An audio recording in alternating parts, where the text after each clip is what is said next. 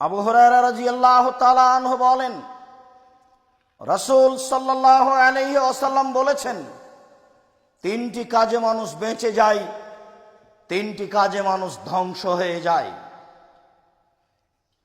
যে তিনটি কাজে বেঁচে যায় তার এক নম্বর কাজ হচ্ছে তাকওয়াল্লাহ ফি সিররি ওয়াল আলানিয়া, আল্লাহকে ভয় করা গোপনে, আল্লাহকে ভয় করা প্রকাশ্যে। আল্লাহকে ভয় করা গোপনে, আল্লাহকে ভয় করা প্রকাশ্যে। না, এখানে কথা বলা হবে না, ও শুনে নিতে পারে।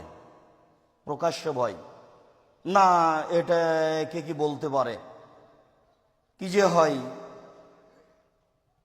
গোপনে কেউ নেই, নির্জনে পাপ করে যাচ্ছে, সে আল্লাহকে ভয় করতে পারে না গোপনে।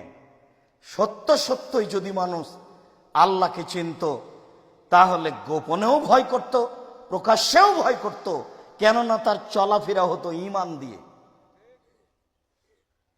ঈমান যত বেশি হবে পাপ তত কম হবে, ঈমান যত কম হবে পাপ তত বেশি হবে।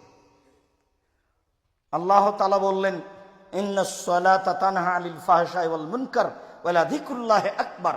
নিশ্চয় সালাত মানুষকে অশ্লীল কাজ থেকে দূরে রাখে। আল্লাহ তাআলা বলেন, নিশ্চয় সালাত মানুষকে পাপের কাজ থেকে, অপছন্দ কথা ও কর্ম থেকে দূরে রাখে।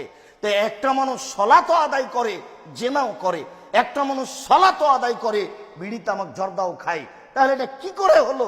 পাপও করে, সালাতও আদায় করে, এটা কেমন হয়ে গেল না? অথচ আল্লাহ তাআলা বলছেন, সালাত মানুষকে পাপ থেকে দূরে রাখে, অশ্লীল কাজ থেকে দূরে রাখে। হাজারো পুরুষ নারী জেনায় লিপ্ত আছে, সালাত আদায় করে। হাজারো পুরুষ নারী সুদ ঘুষ খায় আর সালাত আদায় করে। হাজারো নারী নগ্ন পথে চলে, তাহাজ্জুদ পড়ে। তাহলে কেমন হয়ে গেল? জি, সালাত আদায় করে বটে, কিন্তু ঈমান নেই। ঈমান দিয়ে পাপকে ঠেকানো যায়। যখন কেউ নেই তখন ঈমান দিয়ে পাপকে ঠেকানো যায়। ঈমান একটা জিনিস যা দিয়ে প্রকাশ্যে আল্লাহকে ভয় করা যায়, যা দিয়ে গোপনে আল্লাহকে ভয় করা যায়। ঈমান যত বেশি হবে পাপ তত কম হবে, ঈমান যত কম হবে পাপ তত বেশি হবে। যখনই সালাত আদায় করার পরে দেখবেন মিথ্যা কথা বললেন, না ঈমানের ঘাটতি আছে, একা একাই বলেন, ব্যাপারটা কি, এটা বললাম কেন?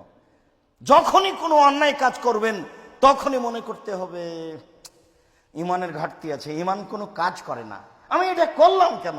আমাকে তো এটা ঈমান দিয়ে ঠেকাতে হবে। এখানে থেকে আমার হাত ধরে টানবে না, না না না না, এটা করছো কেন, এইরকম তো হবে না।